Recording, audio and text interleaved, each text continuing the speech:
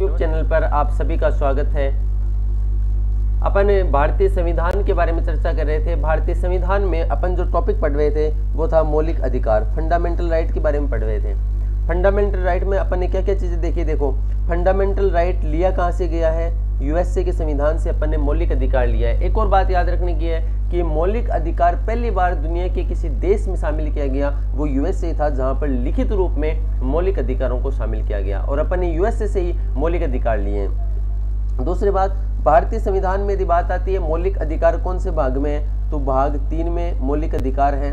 ठीक है, ये आप रोमन लिपि में लिखना सीख जाइएगा। 22 भाग है भारतीय संविधान में, तो 22 तक तो अपने को ये रोमन लिपि में लिखना आना चाहिए, क्योंकि जब ऑप्शन आते हैं तो ऐसे एज इट इज ऐसे ही लिखा हुआ मिलता है अपने को। ठीक है, तो भाग 3 में है, अनुच्छेद 12 से 35 तक में, आर्टिकल 12 से 35 तक में मौलिक अधिकारों का वर्णन किया गया है।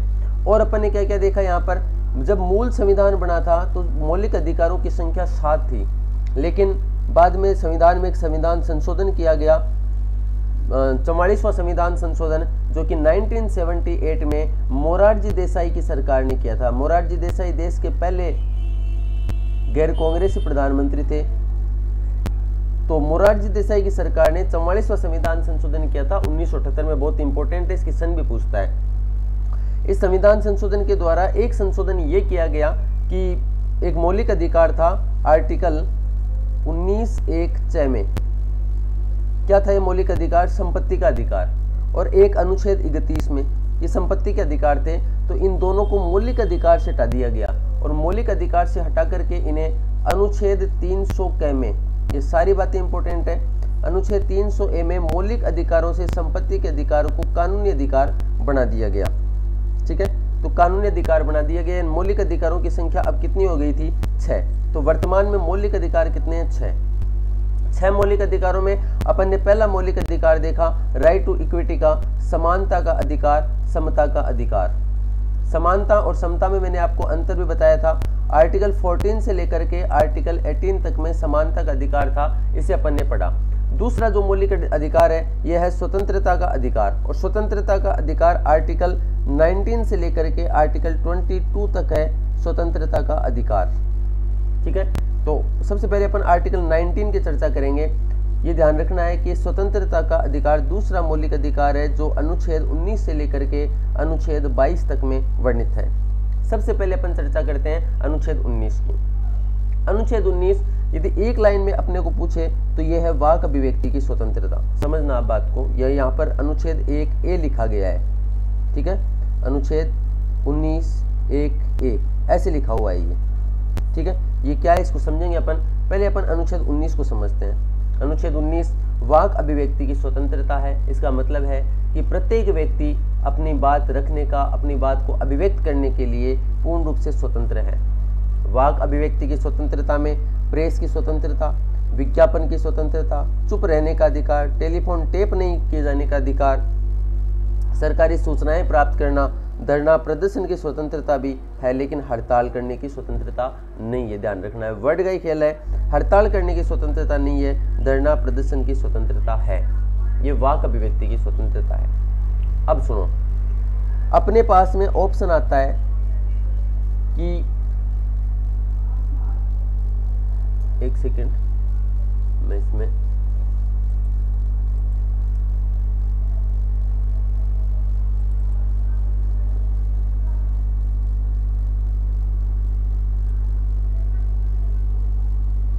आपको यहां पे समझाता हूं मैं। ठीक है, बहुत आसानी से, बहुत बढ़िया तरीके से समझ में आएगा। देखो अनुच्छेद 19 क्या है, अनुच्छेद 19 वाक अभिव्यक्ति की स्वतंत्रता है। ठीक है, वाक और अभिव्यक्ति की स्वतंत्रता है आर्टिकल 19। अब देखो अपने पास में ऑप्शन आता है कि वाक अभिव्यक्ति की स्वतंत्रता कौन से अनुच्छेद में है। ऑप्शन अपने पास में होंगे 19, 20, 21, 22। आंसर क्या चला जाएगा, 19। यही सेम प्रश्न कि वाक अभिव्यक्ति की स्वतंत्रता कौन से अनुच्छेद में है। ठीक है, सेम एज इट इज वही प्रश्न है, कोई इसमें फर्क नहीं है। फर्क क्या है, ऑप्शन में फर्क आ जाएगा। ऑप्शन वो दे देगा अपने को 19(1)(क), या ए भी लिखा हुआ आ जाता है स्मॉल में, 19(1)(b), ठीक है, 19(1)(c), 19(1)(d। आंसर क्या चला जाएगा? 19(1)(क)। बस इतनी सी बात है। तो सिंपल भाषा में अपन ये समझें कि अनुच्छेद 19 और अनुच्छेद 19(1)(क) एक ही हैं, तो बिल्कुल सही बात है। और इंग्लिश में लिखा हुआ जाए तो स्मॉल में ए लिखा हुआ आएगा, कैपिटल का ए आएगा वो आंसर नहीं होगा, ये भी ध्यान रखना। आजकल कैपिटल में भी ए लिख करके दे देता है बावड़ा बनाने के लिए, ठीक है। तो वाक अभिव्यक्ति की स्वतंत्रता आर्टिकल 19। अब 19 में अपने को याद करने हैं ये सारे। देखो 19 जो है इस अनुच्छेद 19 के अंतर्गत 7 स्वतंत्रताएं हैं। कितनी स्वतंत्रताएं हैं? अनुच्छेद 19 में 7 स्वतंत्रता है,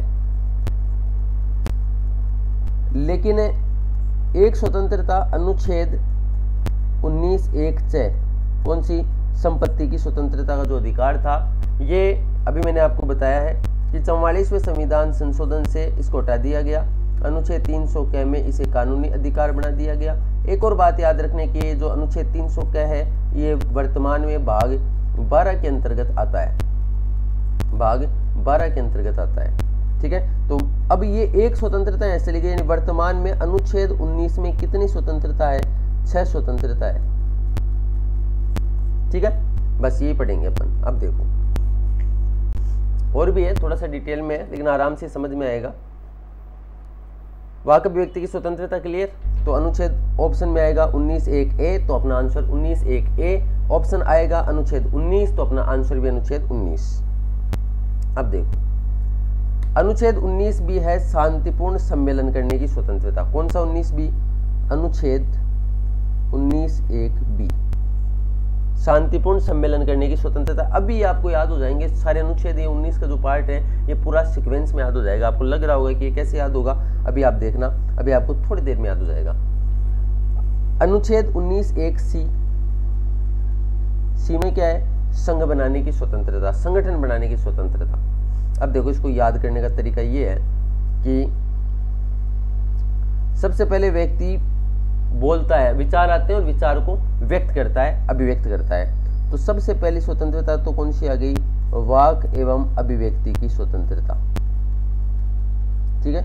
वाक एवं अभिव्यक्ति की स्वतंत्रता। सबसे पहले व्यक्ति बोलेगा, तो अनुच्छेद 19(1) में वाक अभिव्यक्ति की स्वतंत्रता। ये सब 19(1) में है, ठीक है, 19(1) में। अब इसके ऊपर व्यक्ति क्या जो मन में आएगा वो बोल सकता है? नहीं, जो मन में आएगा वो नहीं बोल सकता है। वो आप सुबह सुबह उठोगे बोलोगे मुझे वाक अभिव्यक्ति की स्वतंत्रता है, पड़ोसी को गाली देने लग जाओगे? नहीं, ऐसा नहीं होगा। इसके ऊपर प्रतिबंध लगाए गए हैं, और ये प्रतिबंध कौन से अनुच्छेद में है? अनुच्छेद 19(2) में, ठीक है। यानी वाक अभिव्यक्ति की स्वतंत्रता है 19(1) में, प्रतिबंध है अनुच्छेद 19(2) में। आगे देखो, व्यक्ति बोलेगा तो वो सम्मेलन करने की स्वतंत्रता है, उसको सभा करने की स्वतंत्रता है, सभा सम्मेलन कर सकता है। यानी अपनी बात कहाँ बोलेगा? लोगों को इकट्ठा करके तो बोलेगा ना। तो पहली बात है कि उसके मन में विचार आया, उसने अभिव्यक्त किया, धीरे धीरे उसने एक सम्मेलन किया, और ये जो सम्मेलन है ये कौन से अनुच्छेद में आ जाएगा? अनुच्छेद 19(1)(2), अनुच्छेद 19(1) है। और अब सम्मेलन करने में भी कई प्रतिबंध है। प्रतिबंध ये है कि प्रशासन की अनुमति लेनी पड़ेगी, हथियारों से सम्मेलन नहीं होगा, हथियार नहीं होने चाहिए, ठीक है।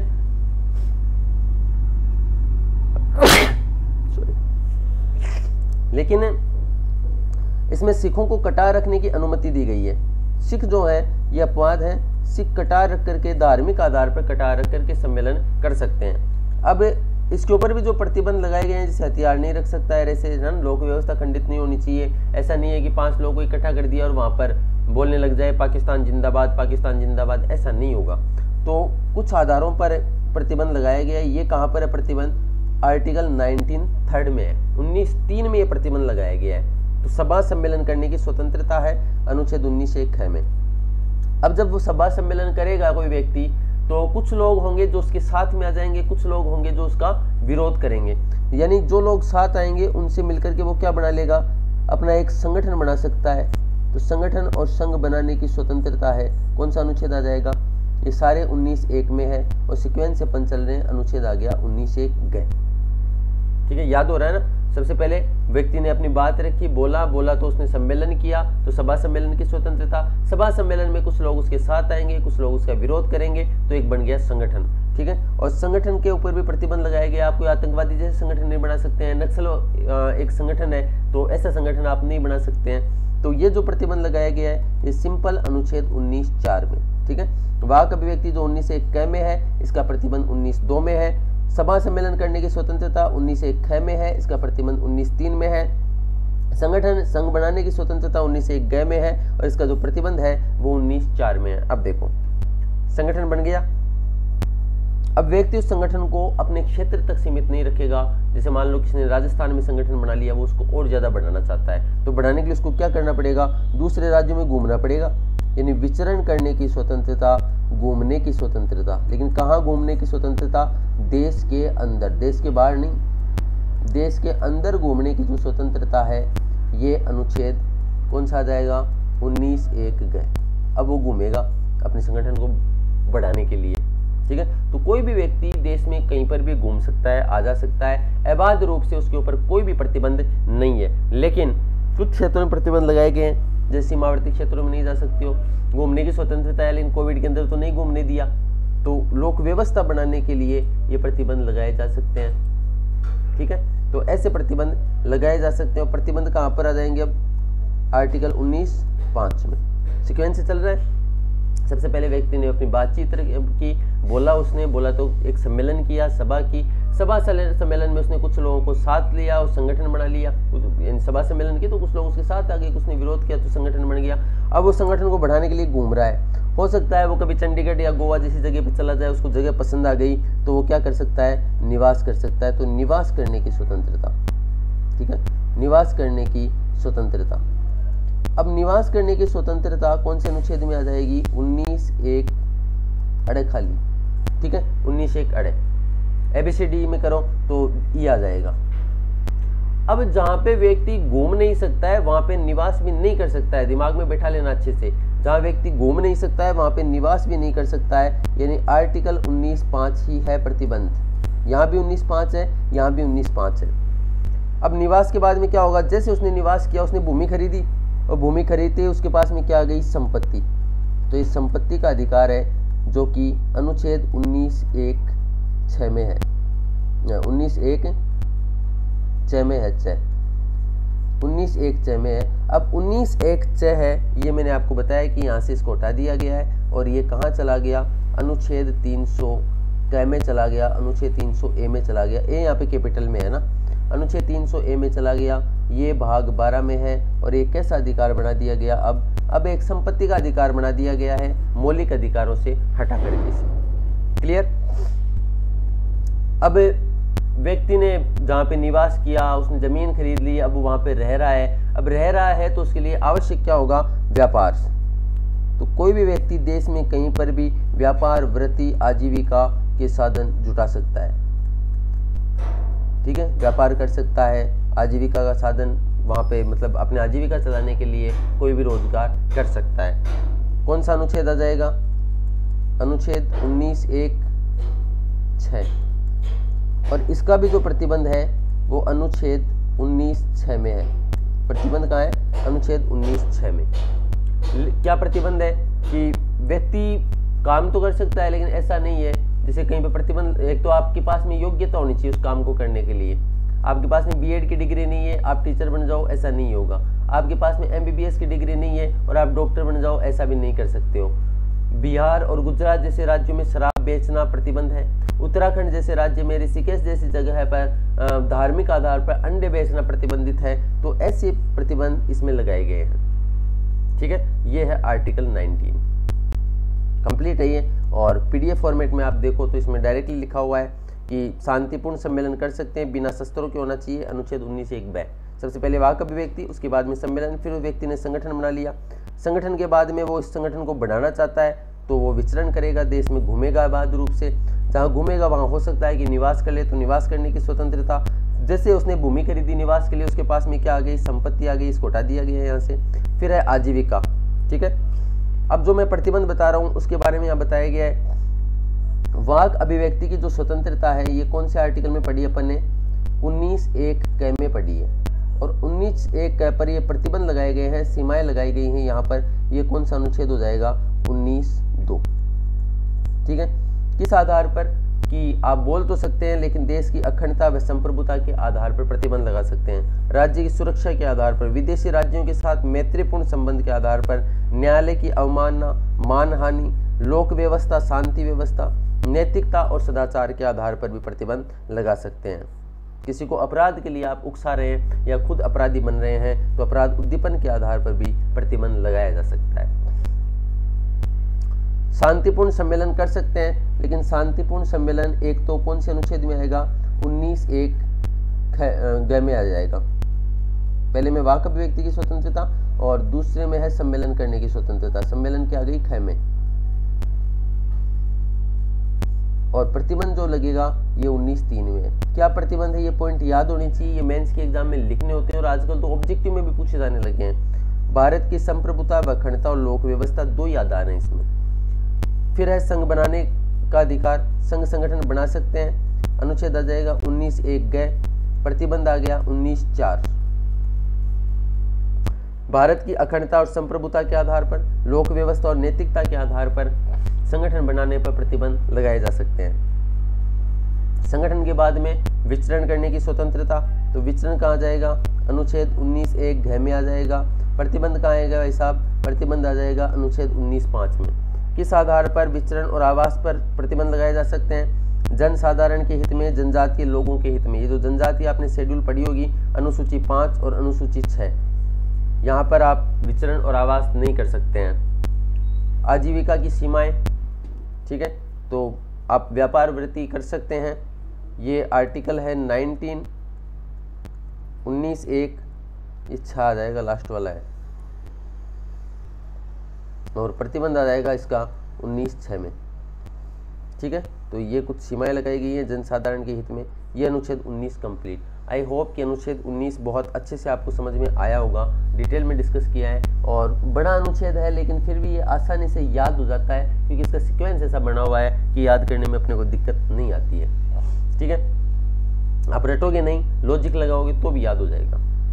अब आता है अनुच्छेद 20। अनुच्छेद 20 है अपराधों के लिए दोष सिद्धि के संबंध में संरक्षण। क्या मतलब है इसका? किसी व्यक्ति ने अपराध कर दिया, अब उसको अपना दोष क्या है? साबित करना है। जो दोष हो गया उससे, जो अपराध हो गया है उसको साबित करना है। तो साबित कब करेगा? जब उसको कुछ अधिकार दिए जाएंगे कि उससे गलती हो गई या अनजाने में अपराध हो गया। कैसे भी वो अपने दोष को सिद्ध करेगा, साबित करने के प्रयास करेगा, तो क्या संरक्षण दिया गया है। पहली बात तो ये लाइन ही समझ में नहीं आती है, तो इसका मतलब यही है कि अपराध कर दिया है और अब अपना अपराध को सिद्ध करना है, साबित करना है, तो कैसे सिद्ध करेगा। ठीक है, ये 3 आर्टिकल इसमें आएंगे, 3 पार्ट है। पहला है अनुच्छेद 20 और 1। क्या कहता है? सिंपल सी बात है, किसी भी व्यक्ति को उसी कानून के तहत सजा दी जाएगी जिस समय वो कानून लागू था। ये एक वर्ड आता है, भूतलक्षी क्रियान्वयन नहीं हो सकता है। क्या मतलब है कि पुराने बने हुए कानून से आप किसी को दंडित नहीं कर सकते हो। आज का कानून क्या है? जिस समय उसने अपराध किया है, बिल्कुल सिंपल भाषा में है, जिस समय व्यक्ति ने जो अपराध किया है उसके अनुसार ही, उस कानून के अनुसार ही सजा दी जाएगी। आप और हम दोनों इसको समझते हैं। एक एग्जाम्पल अपन लें तो दिल्ली में निर्भया कांड हुआ था। उस समय अपराध की श्रेणी में जो बालिग माना जाता था वो माना जाता था 18 वर्ष की आयु को। अब इसमें क्या था? एक लड़का था जिसकी आयु उस समय थी 17 वर्ष, लेकिन अब 17 वर्ष थी, उस समय अपराध किया और वो क्या हो गया? यहाँ पर इस कानून के तहत नाबालिग हो गया। सिंपल सी बात कि उस समय ये था कि बालिग उसे माना जाएगा जिसकी आयु 18 वर्ष है अपराध की श्रेणी में, और ये जो व्यक्ति है इसकी आयु थी 17 वर्ष, यानी वो नाबालिग की तरह जुवेनाइल कोर्ट में इसका केस चलेगा। वर्तमान में अपराध की श्रेणी में बालिग माना जाता है 16 वर्ष को, वर्तमान में, ये भी ध्यान रखना। ठीक है, 16 वर्ष का व्यक्ति यदि अपराध करता है तो बालिग की तरह उसके ऊपर केस चलेगा।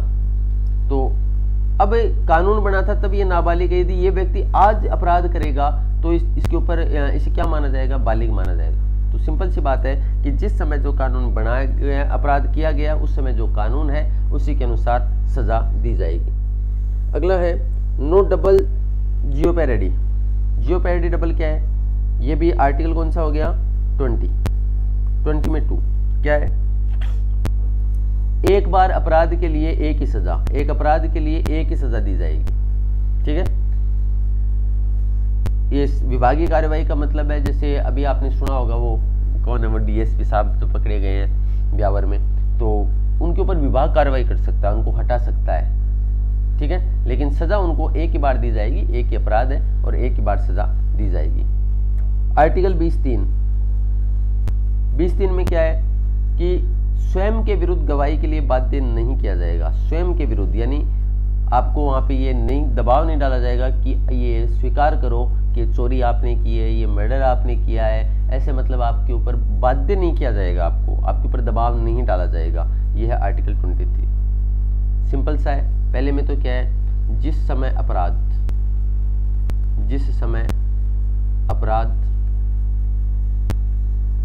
सजा भी उसी कानून के तहत, उसी कानून से सजा। सिंपल, ये तो पहला पॉइंट। दूसरा है कि एक अपराध और एक अपराध के लिए एक सजा, एक अपराध एक सजा। यहां पे एक वर्ड याद रखना, भूतलक्षी। ठीक है, भूतलक्षी वर्ड मिलता है। और थर्ड है कि स्वयं के विरुद्ध गवाही के लिए बाध्य नहीं किया जाएगा, और यहाँ पर जो वर्ड मिलता है वो है आत्म आरोपित नहीं किया जाएगा। आत्म यानी खुद के प्रति आरोपित नहीं किया जाएगा, आरोप सिद्ध नहीं करवाया जाएगा, बाध्य नहीं किया जाएगा। ठीक है, तो ये आर्टिकल 20 है। ठीक है, अनुच्छेद 20 केवल आपराधिक कानूनों से संरक्षण देता है, सिविल कानूनों से नहीं। ये अंडरलाइन कर लेना आप। कानून दो प्रकार के हैं, सिविल और आपराधिक। तो सिविल जो कानून है इनके अनुसार नहीं, ये संरक्षण नहीं देता है। ये केवल आपराधिक कानून, केवल लिखा हुआ है, केवल आपराधिक कानून से संरक्षण प्रदान करता है। आर्टिकल 21 में चलते हैं। बहुत इंपॉर्टेंट आर्टिकल, क्या क्या प्रश्न आते हैं यहाँ से वो देखते हैं। सबसे पहले देखो आर्टिकल 21 है ना, पहला ही प्रश्न ये बनता है, आर्टिकल 21 प्राण और दैहिक स्वतंत्रता अपन ने कहाँ से लिया है? तो आर्टिकल जो 21 है ये लिया गया है जर्मनी के संविधान से। ठीक है, कहाँ से लिया है? जर्मनी के संविधान से। इसकी लैंग्वेज ऐसे आती है कि किसी भी व्यक्ति को विधि द्वारा स्थापित प्रक्रिया के अतिरिक्त, ये एक वर्ड आता है, विधि द्वारा स्थापित प्रक्रिया के अतिरिक्त, विधि द्वारा स्थापित प्रक्रिया के अतिरिक्त प्राण और दैहिक स्वतंत्रता से वंचित नहीं किया जाएगा। तो ये जो है ना विधि द्वारा स्थापित प्रक्रिया, बड़ा इंपॉर्टेंट है। इंपॉर्टेंट इसलिए है कि अपन ने एक अनुच्छेद पढ़ा है 14।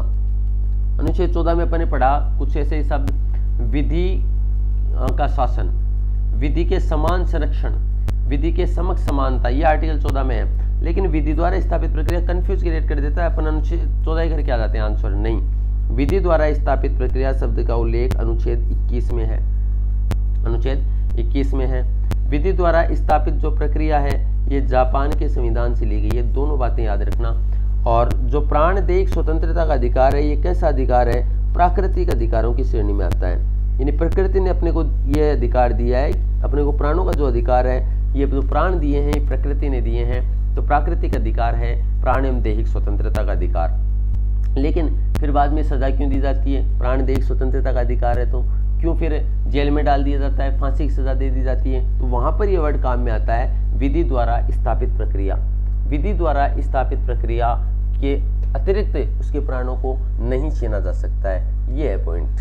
ठीक है, फिर अब इसका क्या है, सबसे ज्यादा विस्तार हुआ है संविधान में, क्योंकि किसको जरा सी भी समस्या हुई वो कोर्ट में चला जाता है कि साहब मेरे तो प्राणों को कष्ट हो रहा है, मेरे तो देह को कष्ट पहुंच रहा है। यहाँ तक कि सोने का अधिकार, शुद्ध जल प्राप्त करने का अधिकार, शुद्ध वायु प्राप्त करने का अधिकार, ये सारे अनुच्छेद जो आप देखते हैं, निजता का अधिकार, राइट टू प्राइवेसी, ये सारे मौलिक अधिकार, जो भी अधिकार कहीं नहीं है वो अनुच्छेद 21 में शामिल कर लिया।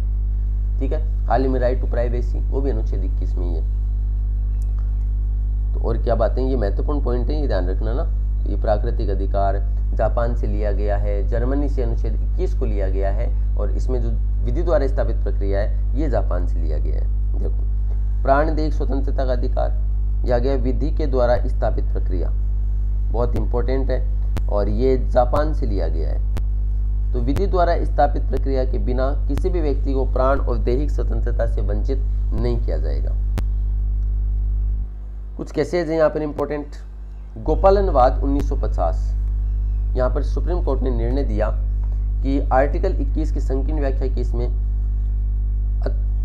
विधि के द्वारा स्थापित प्रक्रिया के तहत, देखो 1950 क्या 1964 में जवाहरलाल नेहरू की डेथ होती है, और 1964 के पहले के जितने भी केसेज आप पढ़ेंगे इनमें आप पढ़ेंगे कि विधायिका का ही बोलबाला रहा है, क्योंकि यहाँ पर जवाहरलाल नेहरू का व्यक्तित्व इतना प्रखर था कि न्यायपालिका भी थर थर कांपा करती थी। सिंपल भाषा में ये बोल सकते हैं अपन। तो ये कानून विधायिका बनाती है कानून, और विधायिका इज इक्वल टू मतलब जवाहरलाल नेहरू था उस समय। तो संकीर्ण व्याख्या की न्यायालय ने और कहा कि विधि के द्वारा स्थापित प्रक्रिया के तहत माना न्यायपालिका केवल कार्यपालिका के स्वेच्छाचारी कार्यों की समीक्षा कर सकती है। यानी अनुच्छेद 21 में जो कार्यपालिका यदि कोई अपनी स्वेच्छाचारिता चलाती है, अपनी दादागिरी चलाती है, तो ऐसे कार्यों की समीक्षा कर सकता है केवल न्यायालय। ये विधायिका के स्वेच्छाचारी कार्यों की व्याख्या समीक्षा नहीं कर सकती, कार्यपालिका की स्वेच्छाचारिता की व्याख्या कर सकती है, ना कि विधायिका की। ठीक है, भले ही विधायिका ने अतार्किक, अनुचित और अन्यायपूर्ण कानून बनाया हो, न्यायपालिका को कानून का अक्षर से पालन करना पड़ता है। न्यायपालिका ने अपने आप को संकीर्ण दायरे में समेट लिया। न्यायालय ने माना कि प्राण दैहिक स्वतंत्रता से तात्पर्य है जीवित रहना और बंधक नहीं बनाया जाना। विधि द्वारा स्थापित प्रक्रिया, न्यायपालिका, यहाँ देखिए आप, ये विधायिका है, ये कार्यपालिका है। कार्यपालिका के कार्यों की समीक्षा कर सकती है, लेकिन न्यायपालिका के कार्यों की समीक्षा नहीं कर सकती है। ये बहुत इंपॉर्टेंट है। मेनका गांधीवाद सीधा सीधा पूछा जाता है। मेनका गांधीवाद में क्या था कि अपन ने अभी एक आर्टिकल पढ़ा है अनुच्छेद 19 में कि देश के अंदर अबाध रूप से घूमने की स्वतंत्रता है। तो देश के अंदर घूमने की बात आएगी तो अनुच्छेद 19 में आ जाएगा। ठीक है, 19(1) में भी कौन सा आ जाएगा, गया आ जाएगा। लेकिन बात आएगी विदेश में घूमने की स्वतंत्रता, तो विदेश घूमने की स्वतंत्रता कौन से अनुच्छेद में है, 21 में। ये याद रखना, ये देश के अंदर तो 19(1) गए में, और विदेश में घूमने की या विदेश जाने की जो स्वतंत्रता है वो अनुच्छेद 21 में है। 21 में लिखा नहीं गया है, लेकिन ये मेनका गांधीवाद में 1978 में न्यायालय ने निर्णय दिया। अब देखो, सुप्रीम कोर्ट ने आर्टिकल 21 की व्यापक व्याख्या दी यहाँ पर, और अपने पूर्ववर्ती निर्णय, कौन सा पूर्ववर्ती निर्णय, जो आपने देखा 1950 का केस था गोपालनवाद का, इस गोपालन केस में जो निर्णय दिया इसको उलट दिया, और न्यायालय ने माना कि विधि के द्वारा स्थापित प्रक्रिया को विधि की सम्यक प्रक्रिया के रूप में समझा जाना चाहिए। विधि की सम्यक प्रक्रिया के रूप में समझा जाना चाहिए। क्या है ये, इसके तहत न्यायपालिका कार्यपालिका की स्वेच्छाचारी कार्यों के साथ साथ विधायिका के भी स्वेच्छाचारी कार्य हैं उनकी समीक्षा कर सकती है। अब यहाँ पे देखो जवाहरलाल नेहरू नहीं है, स्वेच्छाचारी कार्यों की समीक्षा कर सकती है। वह किसी भी कानून की समीक्षा कर सकती है, वह कानून प्राकृतिक कानून के अनुरूप है या नहीं। यानी अब पहले गोपालनवाद में निर्णय आया था केवल कार्यपालिका के कार्यों की समीक्षा कर सकती है, लेकिन अब मेनका गांधीवाद में कहा कि विधायिका के कार्यों की भी समीक्षा की जा सकती है। यदि कोई भी कानून प्राकृतिक कानून के विरुद्ध होगा या अतार्किक, अनुचित, अन्यायपूर्ण होगा तो उसे बदला भी जा सकता है, चेंज किया जा सकता है, उसकी अलग व्याख्या की जा सकती है। न्यायपालिका कानून का अक्षर से पालन करने के लिए बाध्य नहीं है, जबकि वहां पे क्या कहा था गोपालनवाद में कि अक्षर से है, जो विधायिका ने कह दिया है उन कानूनों की पालना की जाएगी। यही था। विधि की सम्यक प्रक्रिया क्या है, विधि की सम्यक प्रक्रिया के अंतर्गत कार्यपालिका के कार्यों की भी समीक्षा कर सकता है और विधायिका के कार्यों की भी न्यायपालिका समीक्षा कर सकती है। इसके साथ ही न्यायपालिका ने प्राण और दैहिक स्वतंत्रता की व्याख्या और भी व्यापक रूप में कर दी। इसे माना कि जीने के अधिकार का अर्थ केवल जीवित रहना या पशुओं की तरह रहना नहीं है, बल्कि जीवन का अर्थ है गरिमापूर्ण युक्त जीवन, जिसमें जीवन के सभी पहलू होने चाहिए। ये वर्ड प्रस्तावना में भी लिखा गया है, गरिमापूर्ण जीवन। ठीक है, इसके लिए निम्न बातों का होना आवश्यक है। अब इसमें देखो बहुत सारी चीजों को शामिल कर लिया और करते ही जा रहा है, इसलिए एक प्रश्न आता है कि संविधान में सबसे ज्यादा विस्तार किस अनुच्छेद का हुआ है, तो सबसे ज्यादा जो विस्तार हुआ है ना, ये अनुच्छेद 21 का हुआ है। इतना बड़ा बन गया है कि छोटे छोटे मामले भी इसके अंदर शामिल कर लिए। देखो, मानवीय प्रतिष्ठा यानी इज्जतपूर्ण तरीके से जीने का अधिकार, अनुच्छेद 21। स्वच्छ पर्यावरण, प्रदूषण रहित जल वायु में जीने का अधिकार, हानिकारक उद्योगों के विरुद्ध सुरक्षा। ठीक है, इससे भी देह को कष्ट हो रहा है। जीवन रक्षा का अधिकार, निजता का अधिकार, आश्रय प्राप्त करने का अधिकार, स्वास्थ्य का अधिकार, 14 वर्ष की उम्र तक निःशुल्क शिक्षा का अधिकार। ये केस याद रखना आप, मोहिनी जैन बनाम कर्नाटकवाद था, मोहिनी जैन बनाम कर्नाटकवाद। और इस मोहिनी जैन में जो निर्णय आया था, ये अनुच्छेद 21 में जब शामिल किया गया, तभी आप देखेंगे कि जो शिक्षा का अधिकार है, निःशुल्क और अनिवार्य शिक्षा प्राप्त करने का अधिकार है, वो अनुच्छेद 21 क में है। ऐसे अब भविष्य में कभी निजता का अधिकार यदि बनेगा, संविधान में शामिल किया जाएगा, तो आप देखेंगे कि उसके लिए एक नया अनुच्छेद बनाएंगे, अनुच्छेद 21 क में, अभी बना नहीं है। ठीक है। निःशुल्क कानूनी सहायता का अधिकार, अकेले कारावास में बंद होने के विरुद्ध अधिकार, त्वरित सुनवाई का अधिकार, ये सारे इसमें शामिल हो रहे हैं। हथकड़ी लगाने के विरुद्ध अधिकार, अमानवीय व्यवहार के विरुद्ध अधिकार, देर से फांसी के विरुद्ध अधिकार, विदेश यात्रा, ये मेनका गांधीवाद है, ऊपर बता दिया है मैंने, वापस लिख लेना, मेनका गांधीवाद 1978। बंधुआ मजदूरी करने के विरुद्ध अधिकार, हिरासत में शोषण के विरुद्ध अधिकार, आपातकालीन चिकित्सा सुविधा का अधिकार। मतलब जो भी अधिकार आपको लगे कि ये कौन से अनुच्छेद में शामिल है, याद नहीं आ रहा है, तो वो इसी अनुच्छेद में आ जाएगा।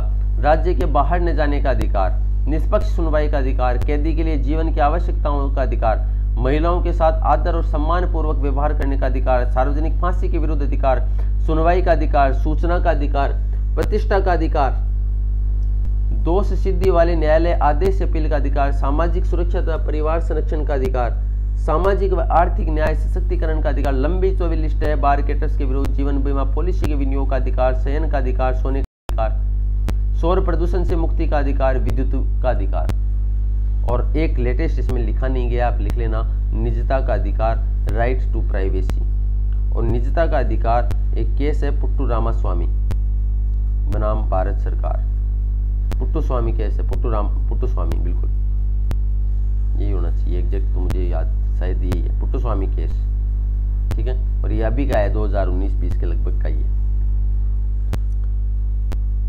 तो अनुच्छेद 21 क, ये अनुच्छेद 21 क है, अनुच्छेद 21 ए है। देखो अनुच्छेद 21 ए को भी अपन थोड़ा डिटेल में समझते हैं, ये 100 शब्दों में आरएस में पूछ लिया जाता है। अनुच्छेद 21 ए जो है, ये संविधान में 86 कॉन्स्टिट्यूशन अमेंडमेंट से जोड़ा गया, 86वें संविधान संशोधन से जोड़ा गया। और 86वां संविधान संशोधन कब हुआ? 86वां संविधान संशोधन होता है वर्ष 2002 में। क्या है देखो, 86वां संविधान संशोधन। देखो अपने संविधान में एक भाग है, भाग 4।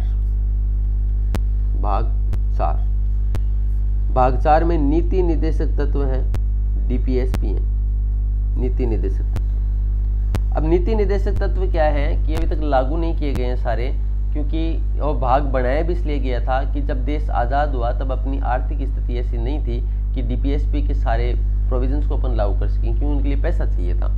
तो इसी डीपीएसपी में एक आर्टिकल है 45, जो ये कहता था कि 6 से 14 वर्ष तक के जो बच्चे होंगे, इन बच्चों को निःशुल्क और अनिवार्य, 2 वर्ड है, निःशुल्क और अनिवार्य, फ्री कंपल्सरी प्राथमिक शिक्षा दी जाएगी। और प्राथमिक के लिए जो वर्ड है वो है एलिमिनेटरी। तो एलिमिनेटरी एजुकेशन की बात की गई है। 3 शब्दों को याद रखना, ये लिखने ही पड़ते हैं अपने को, ठीक है।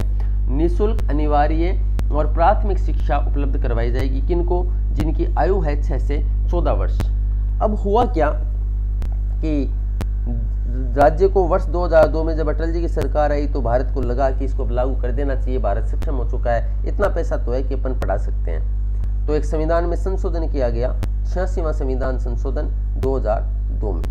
और 86वें संविधान संशोधन के द्वारा एक अनुच्छेद बनाया गया 21 क, ठीक है। और इसमें ये प्रोविजन कर दिया कि राज्य प्रत्येक बालक का, जिसकी आयु कितनी है 6 से 14 वर्ष, इनका अधिकार है कि वो अपने बच्चे को निःशुल्क और अनिवार्य शिक्षा प्रदान करें। कैसी शिक्षा?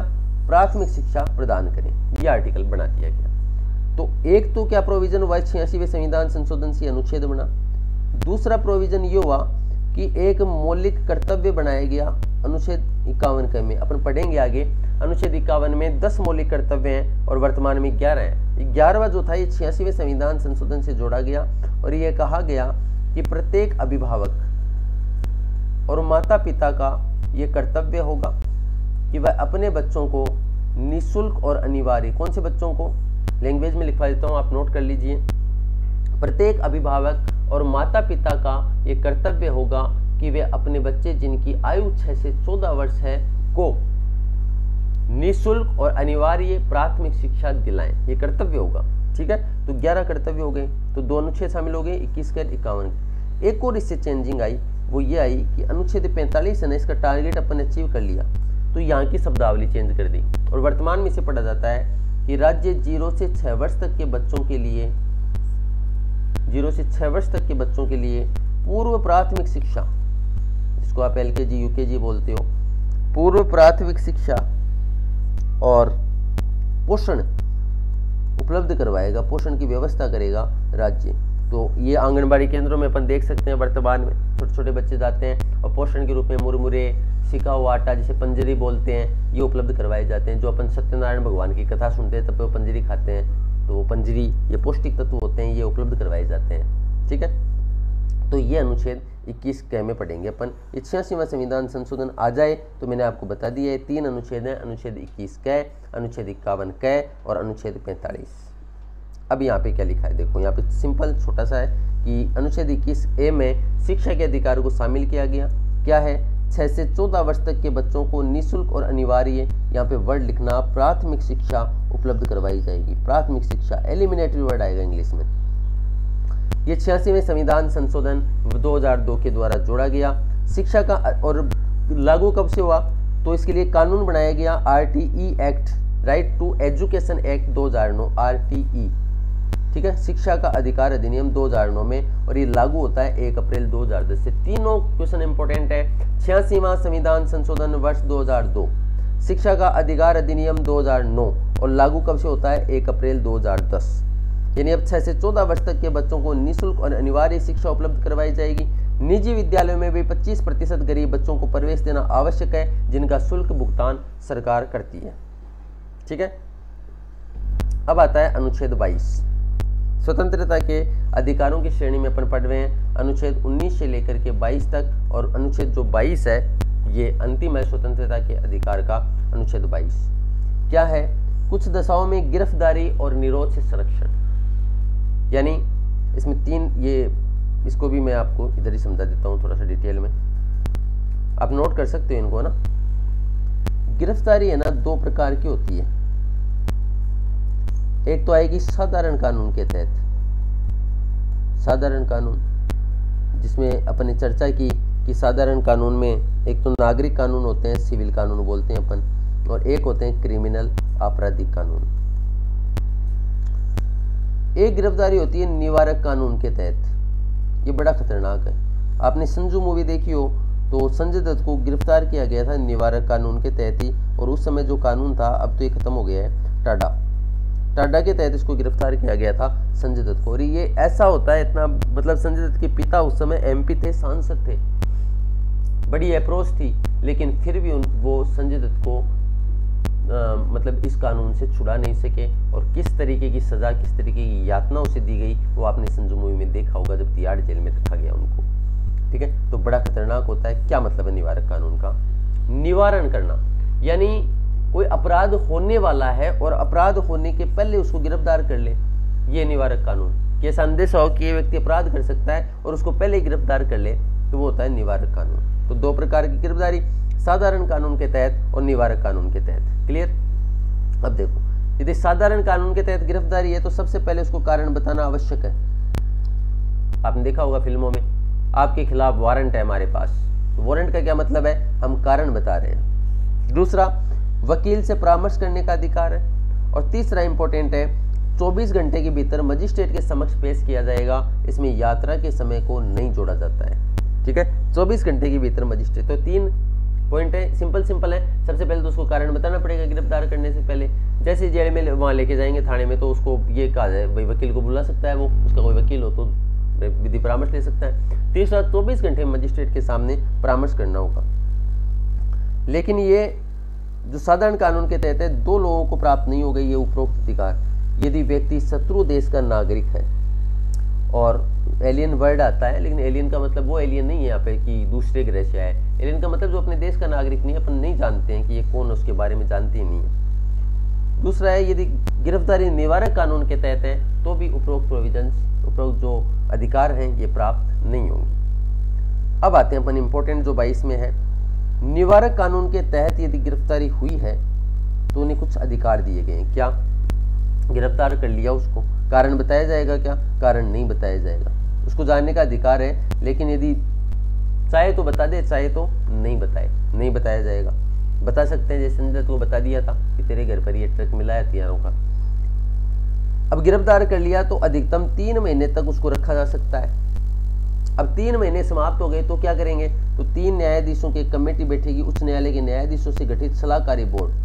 कितने सदस्य होंगे इसमें? 3 सदस्य होने चाहिए कम से कम। कौन होंगे? कम से कम उच्च न्यायालय के न्यायाधीश होने चाहिए। तो उच्च न्यायालय के न्यायाधीशों से गठित सलाहकारी बोर्ड यदि ये कहता है कि इस अवधि को बढ़ाया जाए तो बढ़ा दी जाएगी, और वो कहता है नहीं बढ़ाया जाए तो नहीं बढ़ाया जाएगा। ठीक है, ये पहला पॉइंट ये है। दूसरा ये है ना, और 3 महीने से ज्यादा उसको तभी बढ़ाया जाएगा जब ये 3 जजों की कमेटी बैठी। अपील कर सकता है वो, अपील करने का अधिकार है। 44वें संविधान संशोधन 1978 से निवारक निरोध कानून के तहत किसी व्यक्ति को विरोध करने की अवधि 2 माह कर दी गई थी, 3 माह से घटाकर, लेकिन ये लागू नहीं हो सकी। ऐसे विषय जिस पर केवल संसद निवारक निरोध कानून बना सकता है, ये तो वो विषय हैं जिन पर केवल संसद कानून बना सकती है, अपने को पता है। रक्षा, देश की सुरक्षा, विदेश मामले। वे विषय जिन पर संघ और राज्य दोनों निवारक कानून बना सकते हैं, राज्य की सुरक्षा और लोक व्यवस्था, समुदाय के लिए आवश्यक आपूर्ति सेवाओं को बनाए रखना। अब कौन कौन से कानून है ये अपने लिए इंपॉर्टेंट है।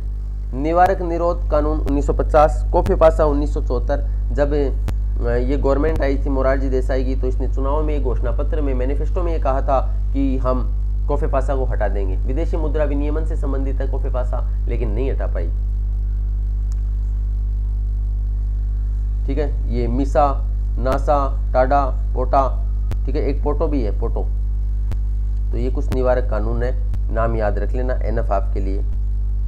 ठीक है, तो ये स्वतंत्रता का अधिकार अनुच्छेद 19 से 22 तक अपन ने देखा, और अब शोषण के विरुद्ध अधिकार अपन देखेंगे नेक्स्ट सेशन के अंदर। अभी के लिए इतना ही काफ़ी है। मैंने मतलब इस तरीके से बताया कि चीज़ें आपको याद भी हो जाएंगी, 1-2 बार आप रिवाइज कर लोगे तो ये आसानी से याद हो जाएंगी। एक और इम्पोर्टेंट बात, यदि आपको नोट्स चाहिए आरएस के अकॉर्डिंग, आरएस के हैंड रिटन नोट्स हैं, हाथ से बने हुए नोट्स हैं, यदि आपको चाहिए तो आप बता देना। ठीक है, लॉट ऑफ थैंक्स। बताएंगे कहाँ पर? आप पास में नंबर होना चाहिए, तो मेरा नंबर आप मुझे व्हाट्सएप कर दीजिएगा 9079316751। मैं आपको नोट्स प्रोवाइड करवा दूँगा। ठीक है, यूजीसी नेट और आरएस दोनों के completed notes, handwritten notes हैं, मेरे खुद के हाथ से लिखे हुए हैं, वो आपको प्रोवाइड करवा दूँगा। ठीक है, बहुत बहुत धन्यवाद।